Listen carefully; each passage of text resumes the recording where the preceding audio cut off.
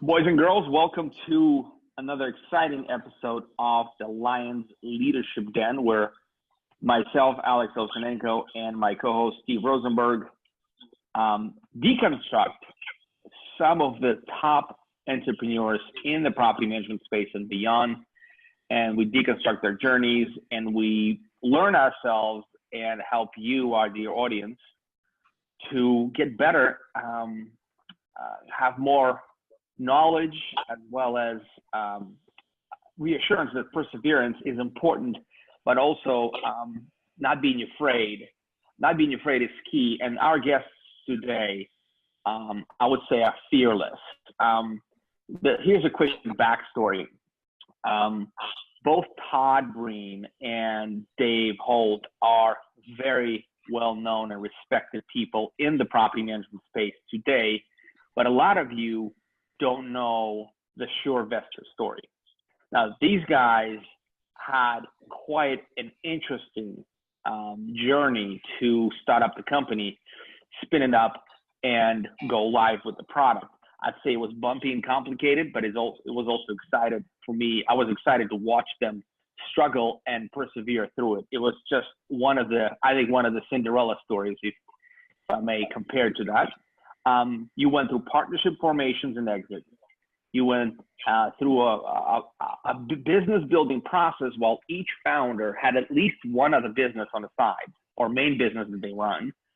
None of you had any knowledge of insurance industry. You had massive insurance underwriting issues that you had to solve, take trips, talk to some of the top insurance underwriters in the world. You had marketing and branding challenges by bringing a brand new product into the market space and educating people that A, they needed, and B, you're the right solution. And then once you got that done, you had launch delays and you had upset customers. You had to deal with all of that. And yet you're here. Impressive, gentlemen. It's been fun.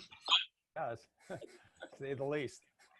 Well, let's start unpacking some of this stuff, right? Let's get into this. And look, take us through your journey. Anyone, as I said, considers themselves a true entrepreneur, has a lot to learn from your story. The competence and the persistence in the face of diversity, I think that's what sort of is the name of the game for your journey. Why don't we start with the why? I want to just see the big picture here. Todd, maybe you can take us through why Surevestor? What is it? Why? Man, you have other successful businesses. What are you doing, brother? It's kind of interesting. You mentioned I have other successful businesses. I've been local property management in Palm Beach, Florida for 38 years. And about 10 years ago, I got started in outsourcing to the Philippines, which is an ancillary business to my primary business. So, I'm real keen on that. Some people get tired of what they're doing and they say, oh, I want to do something new. And hopping an industry is not always that easy to do, and starting in a new vertical. So, for me, I just took what I was doing at my management company, which was outsourcing, and I grew it into the Philippines and then started offering that to other property management companies. And now we've got like close to 500 customers around the world that are other businesses, B2B. So the B2B journey was a lot more interesting for me than the B2C journey in my local market. And so in that process, I was doing a lot of speaking in Australia. In the Australia property management market and industry, Steve, you've been there, and Dave, you've been there, right? You guys have both spoken there, right? Yep. And by the way, that's a key thing. If you're an entrepreneur and you're looking to grow, my mentor taught me something. He said, you will always learn more from being a teacher than you will ever learn from being a student. And I spoke Todd in my industry before, but I said, okay. And he asked me to do that. And the next thing you know, I'm speaking around the world. And so that opened this door, because I'm in Australia and I'm explaining how to use video to Australian property managers to get out of the sticky part of telling an owner that the house is in bad shape and you need $5,000, right? And the tenant made some damages and they didn't pay rent. And they're all looking at me and they're kind of scratching their head, and they said, well, why wouldn't you just place a claim on their insurance for them? And I said, well, because their homeowner's policy wouldn't cover that, And they said, no, not their homeowner's policy, their landlord protection policy. And I said, their what? And they said, yeah, we would all just make a claim. And I said, who in the class would make a claim? And everybody put up their hand, because that's how much landlord protection insurance has penetrated the Australian market. And so that began the journey. I said, we need that in the USA, because these guys aren't even troubled with one of the major gut-wrenching parts of property management, which is telling an owner that the money's not coming in and they need to send us some money. Nobody likes doing that. It's an admission that we didn't have success as a asset manager. Notice I didn't say we failed, but we didn't have the success we wanted, right? And so I said, man, we got to bring this over here. And I asked for an introduction to the pioneer in landlord protection, and her name is Terri Scheer. She actually started this. And I had flew back to Australia and had a meeting with her, and she said, "Yeah, I'll bring the product to the USA, but I want to meet your partners." And now I'm going to kick it over to Handsome Dave and tell you what happened from there. Well, it was interesting. I mean, Terri and I met in Miami, and she was semi-retired, traveling around the world with her husband, and over the course of the next several months, we convinced her to join forces with us, because it was a product. When you think about Australia, it's 1/15 the size of the United States, and this is a product that started over in Australia back in the early 90s and became very successful. And the interesting thing over there, it wasn't the consumer, it wasn't the landlord that was looking for the product. It was actually the property manager, the property management industry, that wanted to find a way to reduce the risk and the financial pain for their landlord clients. And we said, well, we're looking to be doing the same thing. And we're 15 times the size of the Australia. And would you help us bring it here? And long story short, she agreed to partner with us to bring the product here. And Alex, as you mentioned, I mean, we went through a lot of pains of trying to create a product and an awareness of a product over here in the US that had no basis. I mean, it wasn't around. And so we were trying to figure out a way to not only just bring this here and educate the market, but to figure out, okay, who's going to be our underwriters? And so we went through great lengths of interviewing underwriters here locally in the United States, but also nationally. And one of the things that happened over in Australia, in a way where it really grew an appreciation for the value of professional property managers and landlords, and gained respect for the industry over there, is that the product was only available for landlords that were professionally managed. And so when we brought that same concept to the underwriters, they said, this is a way for them to reduce their risk for a product. And it helped us gain the largest and most well-respected underwriters, which is Lloyd's of London, to joint venture with us in this product and bring it here. And so that was kind of the process that happened over the last 2.5 years before we started working on the software. But that's where it started. So, hey guys, I got a question. When you guys are bringing, this is a whole new concept, right? It's like you guys are creating the word taxi, right? That never existed prior. Yeah. And so you guys are in an industry saying, hey, we've got a new word called taxi, and everyone needs it. And, as we all know, this is a definite need here. But it's kind of the thing that, people don't really do what they, it's like what they want and what they have to do, right? So this is a nice add-on until you need it. And then when you need it, it's a must, right? Because you're going, hey guys, we all have all been in the situations of maybe upset owners or losing owners over this. My question is how do you take a product that doesn't exist, essentially, to explaining it and convincing people? Because, look, a lot of people are set in their ways, right? A lot of property management companies, the average property management age is 58 years old. So they're pretty set in their ways. I mean, getting a computer was probably a big deal for them. So now you're kind of going, hey, now we're going a step further, right? And they're going, oh, Todd Breen, he's this guy that, he's in the Philippines and he's got this and he's got that. And he's all over the place.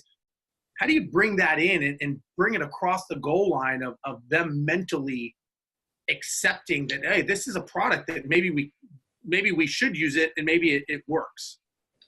Well, it's pretty simple. You know, Dave was in at a conference not too long ago, and he talked with one of our early adopters, and she said, we have been crushing it, bringing in new business ever since we rolled out this. It's our new secret weapon. It's working to help us list new property. And so, you know, we're going out and telling people, hey, you know, this is the best thing since sliced bread. It changed the real estate industry in Australia. And I think before we go much further, you know, listeners need to understand this is three things primarily that get insured. If the tenant stops paying the rent, Surevestor will pick up to 12 weeks in rent. If the tenant needs to be evicted, you can get insurance for up to $7,000 in court costs and legal expense. And there is no deductible on rent, court costs, or eviction legal costs. So it's like no deductible up to all those numbers I just said, which is huge for the average landlord that owns one or two rental properties, and an unforeseen turnover or disruption in their rent represents a huge disruption to their cash flow. So this is huge, all right? Then the third thing that's insured is if the tenant causes malicious damage to the property, meaning they have the intent to ruin the property, that's covered for up to $50,000. There's some other cool things on there too, but none of this has been available in the United States on a wide scale, affordable, because, you know, our average, Dave, what's our average premium that people are spending is $350, $400 a year, right? Yeah, it's $1 a day. And so, you know, it's affordable and it covers people on this. And so now what we're seeing is that when we put this into our marketing pitch at our companies and at our early adopters, a few months later, they're like, wow, we signed up a whole bunch of new properties because people wanted this insurance. And we're also weaving it into our management fee structure, right? So we've got the 3-tiered pricing, good, better, best. Typically the good is the bare bones, we lease the house for you. The better, the middle plan would be, you know, you get most of our services. Best is, you know, concierge, you get all the bells and whistles. We're adding this insurance to the top tier, and people are not only signing up to get the insurance, but they're going for our top tier management package to get the insurance and get the concierge service. So at my company, at my management company, we're actually listing more rentals over $2,000 a month than we've ever done in our history since we introduced this. And so, you know, we're getting our top tier management package sold. So it's been wonderful for our cash flow at my management company. And it's because we've taken something that was a success in Australia and rolled it out well here. And so, so Steve, can I just tag on to your question, because it's really an important one, because we do think of, all right, here's something else. How am I going to do it? What's the benefits in it for me? How am I going to really promote something? It hasn't even been asked for. But think about it. I mean, real estate is probably the most expensive investment that our owners have. And they have insurance for it because that's all they know is the insurance for their dwelling to cover things such as fire. Well, how often does that happen? Not very often, but they still have the insurance because what happens if? Now, when you think about an investment property that we're managing, the things that happen to our tenants happen a lot more than, say, a fire or wind or things like that. I mean, we all experience over any period of time, tenants skipping, having to be evicted, even death or murder or suicide or victims of violence. I mean, those types of things happen. And when those bad experiences happen to our good tenants, what happens to our landlords? I mean, most of those landlords who have a bad experience do one of two things. They either blame us as the property manager and say, well, you guys are the ones who screen the tenants, so, you know, we're blaming you. And they make a lot of stress for us and for our staff, and they go to somebody else. Or they say, you know what, this landlord game isn't for me, I'm going to sell. Either way, we're out of business. So when you take this asset and we're able to take insurance to protect those things that happen most frequently in an investment property and take that pain and that worry away from our landlord clients, that keeps them with us longer. Another point with this insurance is that it is only available, as I mentioned, to landlords that are professionally managed. So if they leave us as their manager, they don't get the insurance. The insurance is canceled. So it keeps that landlord with us long-term. And in Australia, they kept their landlords until they decided to sell. They say they have this insurance. If they went away or self-managed, they wouldn't get it. And so they stayed with their property manager long-term. That's a huge benefit for us. And Steve, as you know, I mean, you're the king of BDMs. It is a lot more expensive to bring on a brand new account than it is to retain an account. And so when you can use the insurance to retain your current owners and keep them long-term, that's a huge benefit. That's a selling point right there. And it's a value add for your the property managers. Okay, so let me ask you guys this. So that's the product, and I think we all agree it's a great product, right? And it's serving a purpose. I guess I'd like to step back a little bit in the entrepreneur in all of us, in the journey that you guys went through. As Alex said, that there was some stumbling blocks, right? It's obviously there is a, you know, there's a selling point that you've got to sell this to the client, to the property manager who has to sell it to the owner, essentially, right? So you need it's a two-part sale, essentially. So can we talk a little bit about, I'm just curious as an entrepreneur myself, you know, you guys are bringing something brand new to market, right? And you're in the, you know, I don't want to say you're on the other side, but you're in the industry now of the add-ons, right? You know, you're selling to property management companies. So as a property management company, I'm going, shit, I got filters, I got melds, I got this, I got, you know, now I got insurance. It's like, it's the add-on, right? Do you want, you know, salt on your fries with gravy? And then, you know, so how do you as entrepreneurs overcome that? Because Alex had mentioned that you guys had a bumpy start, like we all do, right? You don't start off, you know, batting 1,000. What were those bumps you had, and how did you guys overcome them? Because that's what I'm curious to know. Well, you know, getting the early adopters, which is what I mentioned about Christina, getting early adopters to actually try. There's always those people that there's the innovator in the adoption curve, the innovator and then the early adopter. Then you take the early adopters and create case studies from them. Whenever you're bringing out a new product or service, it's super important to do that. Alex, you went through the same thing when you launched 4.5. You know, people were like, what's content marketing, right? And you had to get some success stories.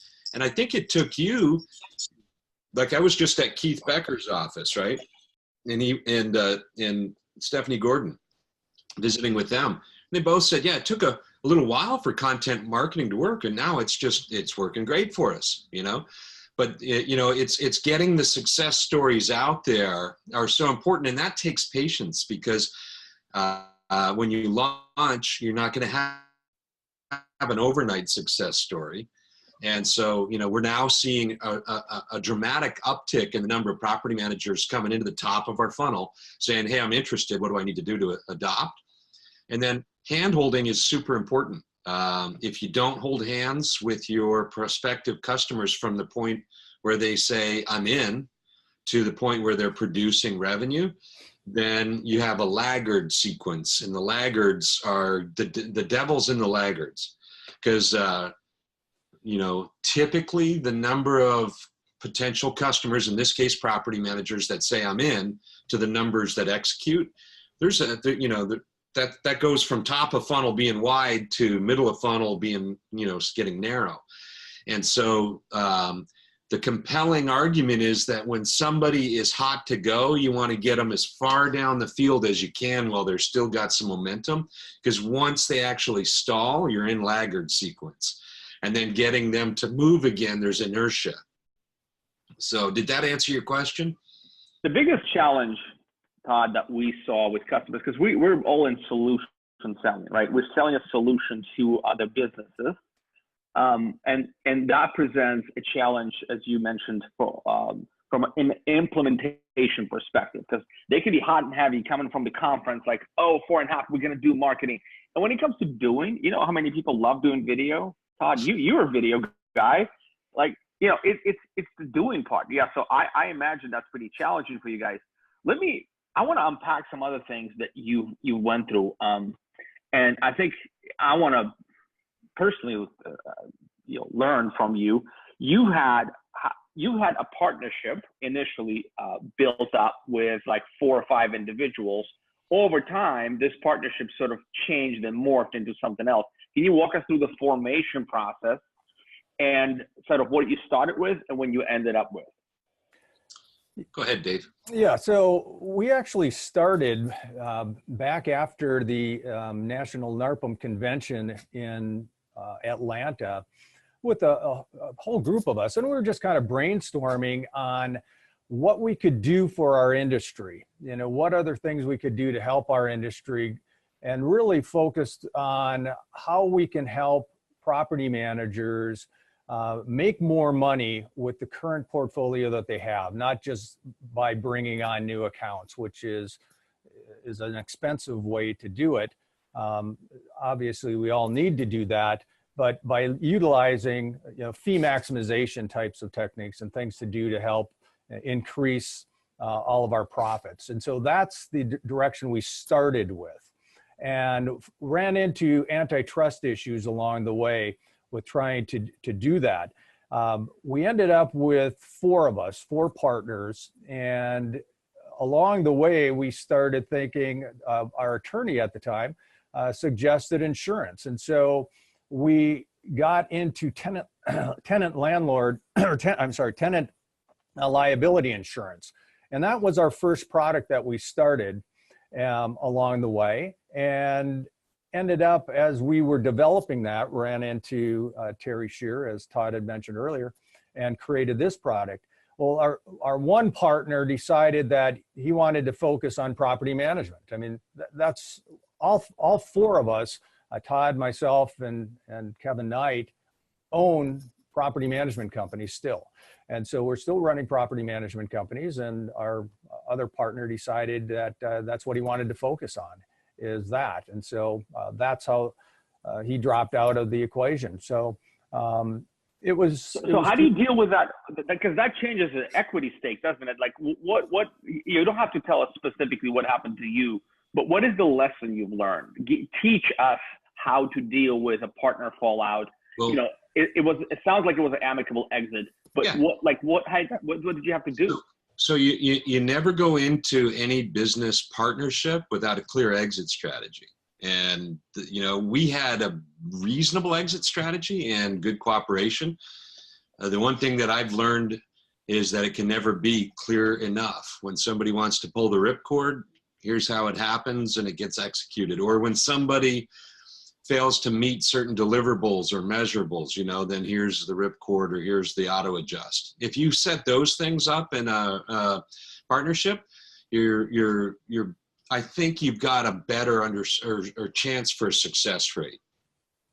Did you, Todd, use any specific person, a legal service to help you set up that kind of partnership? Because it sounds like it could have been a lot worse, right? And than it really was. I mean, a partner exited and that's it, right? All good. The company persevered and continues to do so. How did you set up the partnership agreements?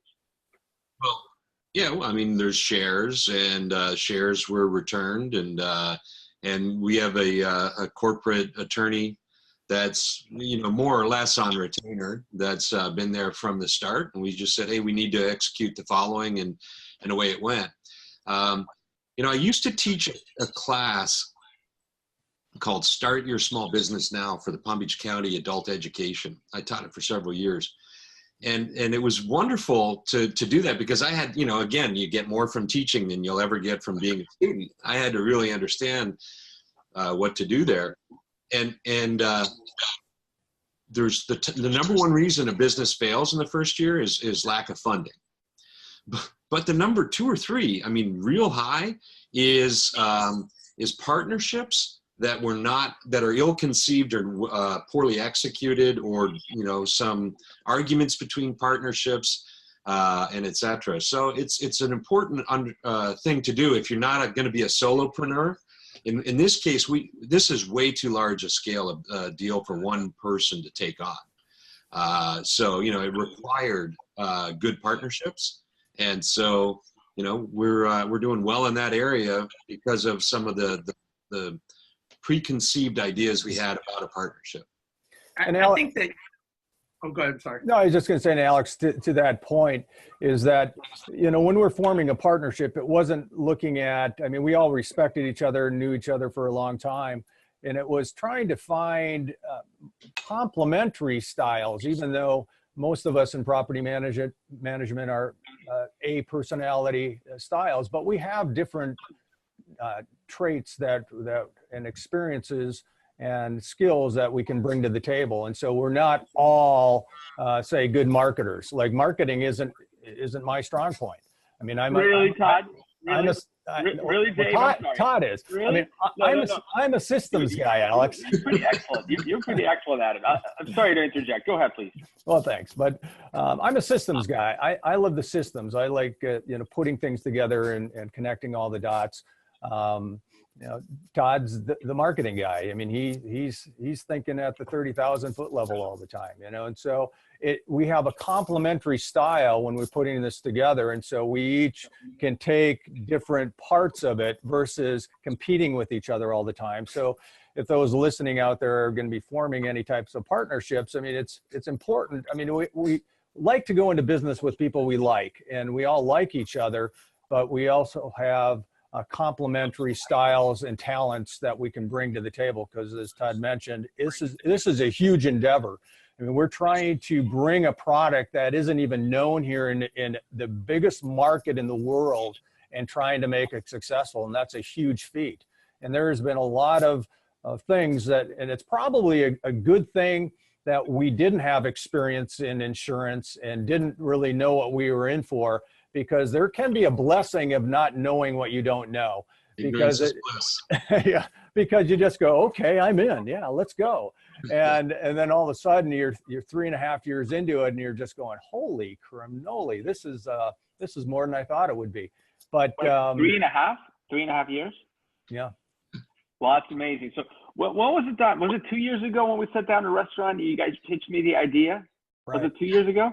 It was. I had a veal. I remember I had a veal. It was so, I don't really remember what I eat. That's just zero, recollection. I remember Todd had a fish, and I had a veal, and had a piece of my veal. I actually cut him a little piece of my veal, because, he doesn't eat meat a lot, and that was the treat rather than just you ingest all that meat. I get it. Right. But I remember that because it was very I remember your intensity and focus and your excitement about this. I don't remember a lot of meals, guys.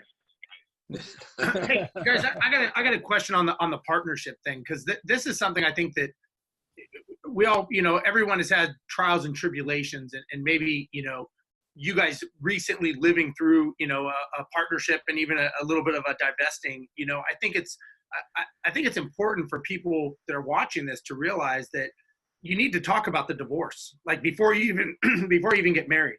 You got to have that conversation of saying, guys, if we get divorced, how does this go? If you have capital invested, how do you get that back? When do you get that back? If the business has a cash call, right? I know when Pete and I owned apartments, and all of a sudden there's a cash call, and it's like, hey, everyone needs to put in $20,000.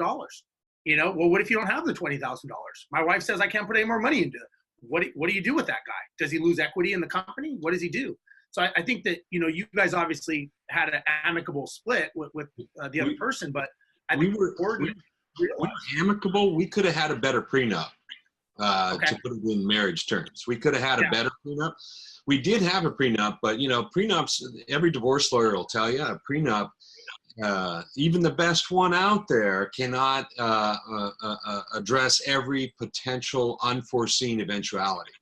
And so, you get a good one, and most importantly, make sure that there is triggers and actions for the triggers. If somebody doesn't want to do what the original idea was, and I've done a lot of psychological journey type of stuff where I learn about the psychology of why people do what they do. And this is one, if you're in business, please remember, expectations are nothing more than premeditated resentments. All right. And so it's important that expectations, That's deep. That is. It's important that expectations get spelled out, because then they're not expectations anymore, are they? They're agreements. They're agreements, they're obligations, right? And everybody goes into the relationship just like the marriage saying, they're the best thing in the world. You know, I'm in love, right? And then when they're on their way out of that, it's the opposite, or it can be the opposite. And so it's typically because communication and expectation were unmet resentments, and or premeditated resentments for unmet expectations. And I tell you what, man, I try and be as transparent as I can about what I am capable of doing and what I'm not.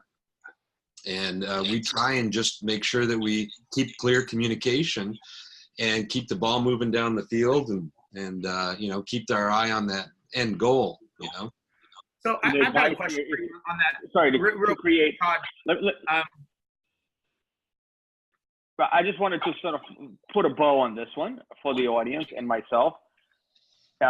Take the time to create triggers in your partnership agreement, as well as the outcomes and what if for those triggers early on. And I think it's worth what you're saying, Todd, is it's worth the investment up front to think this through. You can't think of everything, but you can have, as you call, ripcord clauses in there where, you know, the exits are amicable and everybody understands their responsibilities. Their responsibilities not being met, it's essentially, you know, a more smooth transition out rather than this fight that ruins the whole thing. Yeah. Do that to stability. So Todd, here's my question for you and Dave. Look, I think I'm a very driven person, right? I mean, I don't let moss grow under my feet, I think you could say. Look, you're a driven guy, right? I mean, look, you know, you've got 3 businesses now. My question for both of you guys is, what's driving you, right? Is it out of fear, or is it out of success? Are you driving to something or away from something? And is this the last business you guys do, or is there more in the pipeline? Well, Steve, let me start with that, because, and it's a great question, and I look at it as a legacy type of thing, not as something, hey, let's go into insurance because we can make a lot of money doing insurance. That was not the driving factor at all, and it never has been. When you look at what this product can do for our industry, it's unique. It helps retain owners. It helps to bring on new owners. But just as important, it helps to bring on the self-managed landlords to us. Because again, this product is only available for landlords that are professionally managed. And when you think of our industry and the single family space, the vast majority of those landlords self-manage. And what happened over in Australia is, because of this, they ended up bringing on to the professional property managers a huge amount of self-managed landlords to them. And so if we can have that type of impact to bring and improve our industry and have that respect and bring that notoriety to our industry and help the single family property managers gain more business through the self-managed landlords, because this product is only available for landlords that are professionally managed, that's that 30,000 foot vision that we have. And that's why we need really the help from the industry. I mean, we need the support from everybody behind this, because it helps support their own personal businesses and it helps benefit our industry. And so we need everybody behind this to make this the success that it can be. I mean, if it's anywhere close to what the success has been and continues to be in Australia, every property manager is going to benefit from it.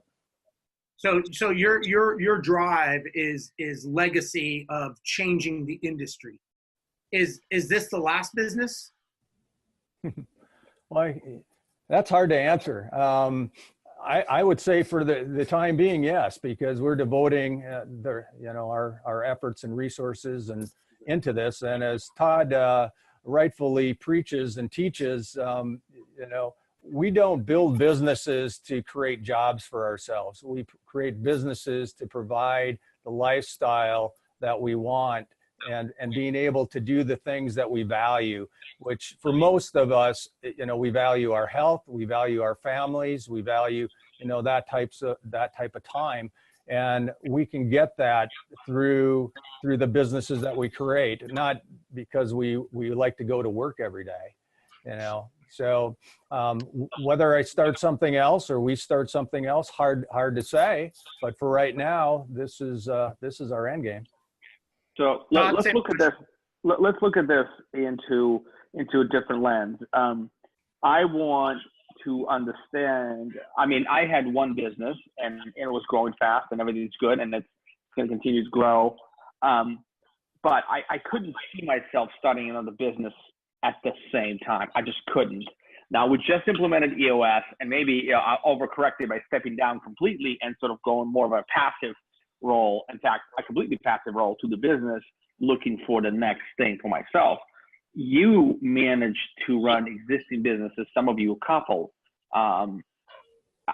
Walk us through the amount of time a Surevestor took, because obviously that was a battle. That you fought. And how did you manage your time between your businesses that require some of your oversight, some of your attention? Yes, Todd, you can tell me EOS all day long, but you have 150 people in Philippines. They're going to, you tell me that you have Lucy, you have all these other quality people. You still have to sort of put together vision, do all kinds of things and invest all kinds of time into the business. Plus your daughter's running your property management business. I bet she never calls you with questions. Right? So those two. How do you manage your time with the new venture against your current ventures? So I'm going to answer that, but I'm also going to give a nod to Steve's question on my way into that answer. I'm doing this for the same reasons Dave said, plus cash, right? I want to change the industry. I want to make landlords feel like real estate is as secure an investment for them and as safe an investment for them as buying mutual funds, stocks, or bonds or any other secure investment, because we're securing their cash flow. So like that's a game changer, world changer. We'd love to do that in the greatest nation of the world and reap the Zig Ziglar says you can have anything you want in this world if you help what? Enough other people get what they want.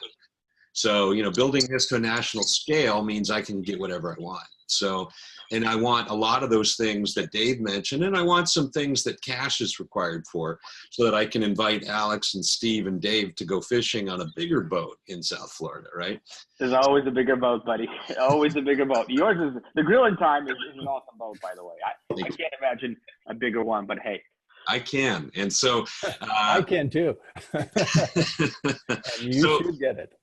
So, now segueing into what you're saying, Alex, is you've asked me this question a lot, like, how do you manage to divide your focus? And I went to a course in the 90s that was life-changing for me. And it was one of those little, like, you pick up a flyer in the mail and it says, come to this like one-day event locally for $99. But the top was so fascinating. It said how to enjoy your professional life more or something like that. And they taught, my takeaway from that class was, if there's anything you don't like in your professional life, then do one of two things: make it fun or figure out how to delegate it. And then you're only doing stuff that you like. The second thing I've done in my life that's been very significant is I've done the Gallup Strengths Finder test. All right. And if you do that, you learn out who you are. And I'm an ENTJ on the Myers-Briggs, which is the same thing as Steve Jobs. Don't have any of Steve Jobs' skill sets, unfortunately, or you'd, Todd Breen would be as well recognized a name as his. But it says I have a natural head for business if I remember to consider the feelings of others. So what I've had to do is learn what it means to consider the feelings of others, which is hard for entrepreneurs to do. Steve, I see your eyebrow just went up. What? I have to what? Interesting.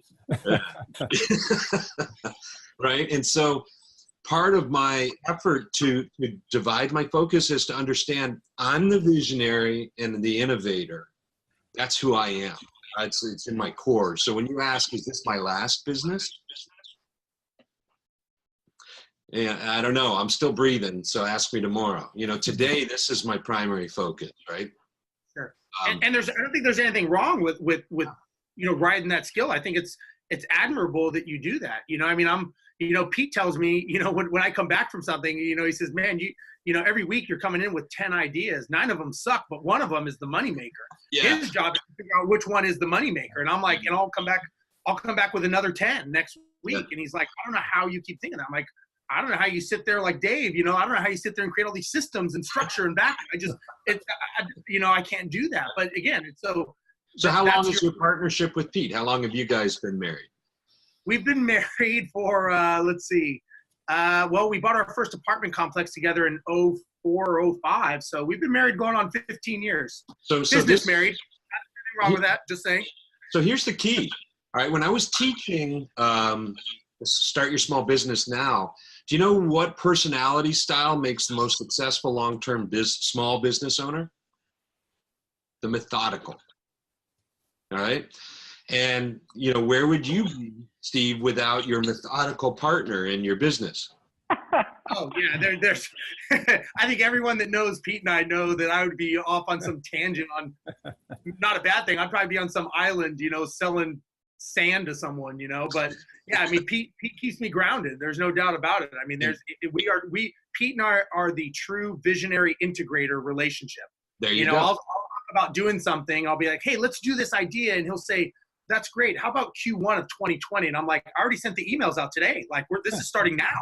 And you know, this is how we think so opposite. And we'll maybe meet somewhere in the fall, you know? And virtually incredible, Lucy's and my integrator is also Kate, our niece over in the Philippines. And they both say, you know, Todd, a lot of businesses design a product and then sell it, but you like to sell it and then throw it at us and say, figure it out. And that's what I do. Yeah, ready, fire, aim is the. They hate me. Okay, so let me ask you guys this. So let me ask you this: in your guys' relationship, you have a Todd, you have a Dave, and you have a Kevin. Yeah. Right. And how do you guys now? There's 3 involved here. How do you guys integrate each other? You guys know each other, right? Everyone gets along and everything. But how do you guys assimilate on a daily basis? Is it dividing tasks, or how do you do this? Dave should answer. He's the guy managing me. Yeah. Well, it's kind of like you and Pete, Steve, and kind of tags on to Alex's previous question. Is that, you know, how do we end up doing all of this stuff? And it's really the concept of the system is the solution. And I really believe that is that when you can systematize things to a point where you have consistency, which produces consistent results, predictable results. So the expectations of your owners and tenants are met because of the consistency in your systems. It's less stress for your staff. It just makes for a better business. And that's why I focus on the systems and the processes all the time. And Pete does the same thing. And I got a chance to spend some time down at your office a month ago and go through some things. So it's really quite valuable when I can have a team that is a great team and set up processes, and we are starting to automate most of what we do. So the business can run without me, you know, so I don't have to be, you know, spending all this time day in and day out in the business. I've set up a business. I've automated a lot of the processes, and now it can work without me where my staff can handle things. That's how I am able to be able to afford being able to spend time with Surevestor. And so when we look at what Todd and Kevin and I are doing, it's kind of the same thing. I mean, Kevin and I are more on the methodical side of things. I mean, we're the systems guys, and so we work in that end. Kevin is more focused on the accounting side of the business. I'm more on the on the nuts and bolts and the systematizing of things, and Todd on the marketing big picture type of stuff. And so we have, again, those different talents that really we didn't say, you're doing this, you're doing this, you're doing this. It just kind of evolved that way. And certainly there's a lot of things within the processes that we joint discuss and go over. And it really helps us as because we respect each other, we can throw at any kind of concept. We can talk about somebody's idea positively and negatively without, hurting each other's feelings, but it arrives at a better result, a better answer. And so when we're open to that type of discussion, it just helps us make a better decisions and better product all the way around. So let me ask you this, and I'll make this my last question, and Alex can close it all out. I've always learned that the definition of a business is a commercial, profitable enterprise that runs without you, right? Which it sounds like that's what you guys have, and it sounds like that's what you're building.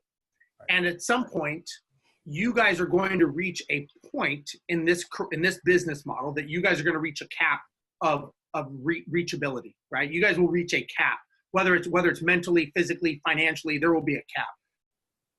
Is selling this off the table to be able to help more people? Like if you sold your business, and if so, do you guys have a sale date in mind of, it's not to say that you will sell it, but when it's running on its own to be able to be sold, because now you can go from helping just the people that you know in your influence to maybe like a Allstate or somebody that underwrites that buys it. What are your guys' thoughts on that? Let me just start with kind of a comparison. You own real estate, Steve, for what purpose? To be generating a consistent cash flow for you as an investment. If you sold that investment, it's no longer producing for you. All right. Correct. So if you have real estate that is being managed by somebody, your company's managing it, and now that's performing for you long term, why would you sell it? It's continuing to grow. It's continuing to improve in value, and you're getting a residual benefit from it. It's the same thing with my management company. I mean, I'm building it so it can run without me, but may I sell it? I might. But why? It's killing the cow. Sure. That thing's producing for me without me having to spend a lot of time in it. And so right, to me, that's a perfect investment. Oh, Surevestor. Well, Surevestor would be, we're not even to that point. I mean, certainly when we get to that point in the market here where we have that penetration, I mean, the world is open. I mean, there's Canada, there's the UK, right. There's Europe. I mean, there's a whole bunch of different markets that we've dreamt about. Yeah, Alex can take it to Russia. I mean, the world's our oyster. Yeah, you bet. Yeah. Well, it's language as well, but yeah, all right, we can try. I mean, given how persistent you guys were and wearing this English Palace Guard uniforms, I mean, come on, dude, you are a grown man. Wearing a costume and making a fools out of yourself, Alex, among all your colleagues. Memorable. Let me finish. That is, to me, is one of the most. That's where I gave you all the respect that I had. Like I respected you guys in this venture, but when I saw you looking ridiculous because you believe in this so much, right? It was a brilliant. By the way, it was a brilliant idea. The Royal Palace Guards look ridiculous. I mean, those guys look cool to me. It's your opinion, but okay. They look cool. You wearing that uniform is a different game, okay? And it wasn't even the uniform, right? It was the costume, right? I just want to give it to you guys. This is like I don't know if I'd be willing to do this, but it certainly worked. It was a brilliant idea. Whoever came up with it is a brilliant strategist, and whoever actually executed it is even more brilliant because. You're willing to, like, I see Dave, like, I didn't recognize him the first time I saw him. Like, he's wearing this guard uniform. I'm like, who the hell is this? And he's all sweaty under the hat, and he's just doing it, man. That to me is entrepreneurial spirit. Like, that's the guy, on his third business and still hustling. Well, it shows he has a passion for his product. To me, it shows you they have passion for their product. They believe in what they're doing. That's why I was curious about about the, you know, if they would sell it to help more people. Obviously, financially, we get all that, but you know, if they can get to the masses and going, okay, you know what, we could probably grow it across the U.S., but I don't know how we'd grow it in Canada and London, or maybe they do, you know, into Asia, into Malaysia, into all these other, you know, is that you know, possible? And if it is, you know, does that help the industry? Yeah. So hang on. The truth is, we have discussed our exit strategy in the past, but we're nowhere near there. And we also know that we want to help as much of the American market as we can, as quickly as we can, and we're open to any joint ventures or equity participation that will help us get there faster in a obvious way. That said, we're chugging along, doing okay right now. We're throwing policies and premiums up on the board, and if anybody thinks they can help us do it faster, we're all ears. Yep. So let's sort of close this out on this thing and this lesson that you're about to deliver for all of us. I know you guys had a big challenge you had to overcome just quite recently, right prior launch, right? You were dressed as a Royal Palace Guards. You drummed up the business. You have a lot of connections. You put your reputations online, guys.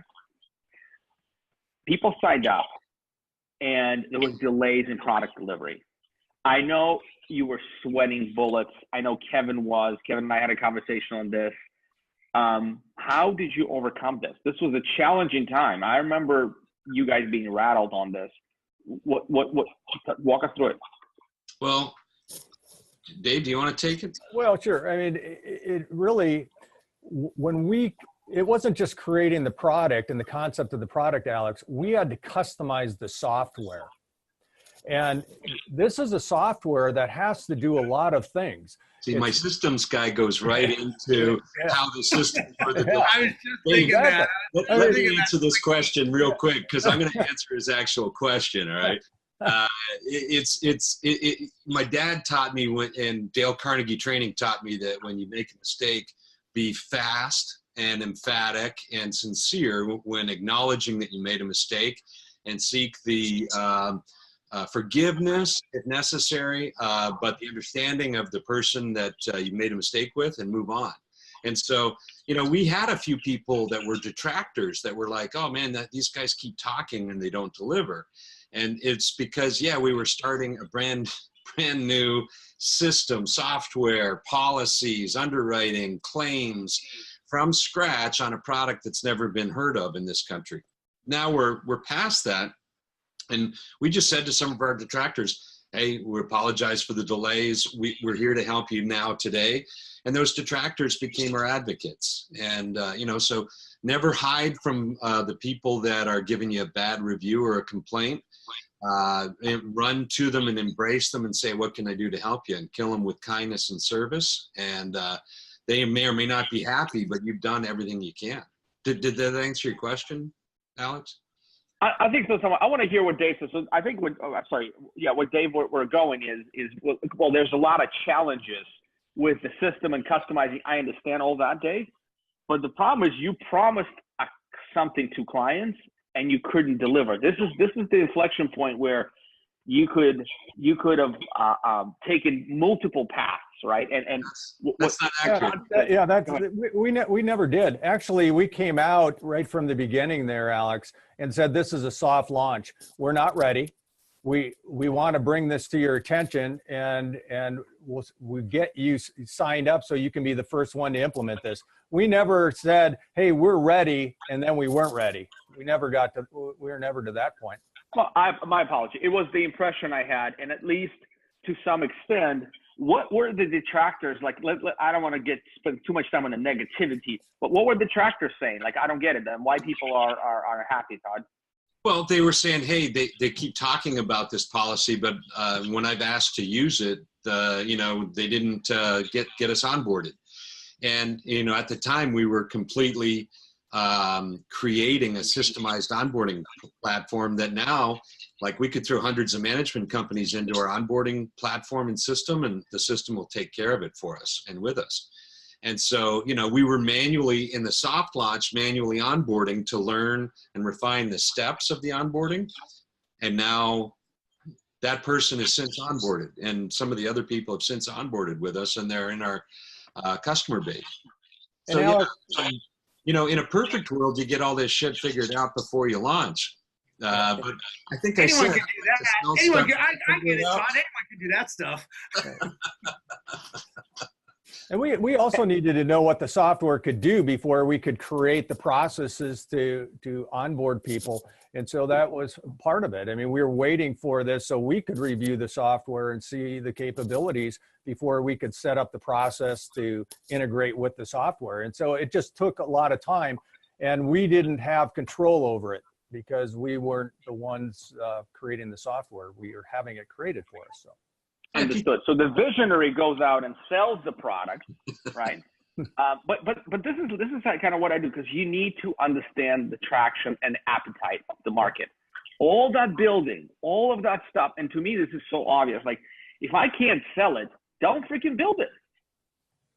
Yeah, right? well, But we need to go sell it, and so this is why I'm asking the question. It's a balance. It's a balance, and sometimes you have to apologize. Yeah, so it was one of these things where you have your software team saying, "Hey, this will be ready in 3 weeks," and we're going, "Yeah, okay." And then we start pre-promoting it with that in mind, and then all of a sudden delay, and then delay, and you know, so it's unfortunate circumstances, but it happens to us in business. I mean, these are things that you have to be prepared for, and you just roll with it. I mean, if you're going to get too worked up about it, you know, you shouldn't be in business. I mean, this is kind of like the saying when you're going to do a rehab on a property, you know, double the cost, add 10%, and you're about halfway there. Yeah, you know, and double the time that it's going to take you. Yeah, you know, so, you know, again, what I tell people, you know, I remember, you know, when I was the BDM and I'd be selling stuff, and Pete was like, "What are you saying?" And I'm like, "It'll be fine. Don't worry about it. We'll figure it out." And it was just like, we don't do that. I'm like, we can do it. Don't worry about it. Let's just get them on, and we'll deal with it. So I can relate to overselling, because people buy on emotion and they back it up with logic. I mean, that's the reality of selling. So they've got to buy on emotions, and then they're going to go back and do their homework. So, you know, if you say, you know, Pete would say like, "Oh yeah, we're 3 years out from doing this," they're going to go, "Well, that sucks." If I'm going to go, "Hey, we'll have this tomorrow. We'll let you know when it's up and running. Go ahead and sign here, and we'll get this locked up." They're going to go, "Great." And then we'll deal with the, you know, so probably the truth is somewhere in between, right? In my opinion, but yeah, it's not in between. It's not in between, Steve. No, the truth is the truth, and so the solution to, and this is the challenge with the visionary versus integrator. But the visionary, I think we all as visionaries here, well, except Dave, sorry. Well, what we need to learn to respect the system and the process, and EOS gives us this discipline. And I think when you stop being the BDM for your company, Steve Rosenberg, that was probably the best day of your company's history. Actually, the more that I've removed myself from the company as owner and stepping out, I can actually give more objectionable. It's not me and Pete being in a pissing match over sales and operations. It's more he and I on the same page as leaders of the company looking at it together. So I would agree. It's definitely we're by me pulling out more and more, I'm actually able to use my strength even better than he and I kind of battling it head to head all the time. So the EOS has definitely helped in that, without a doubt. All right, gentlemen, I'm going to go ahead and give it a wrap. This was the conversation with 4 of some of the most successful people in this industry, and I want to, you know, lump myself in this group with a lot of respect to the guests and what all of you were able to accomplish and will accomplish. I mean, you know, Todd is not stopping. Dave is systemizing and he's going. You know, Steve Rosenberg, who knows what this guy's going to do next? That's crazy. And I have my next challenge laid out in front of me as well. So, gentlemen, it was an absolute pleasure. I think we gave the audience a lot of takeaways. And thank you for your time. And until next time, be strong. Do business.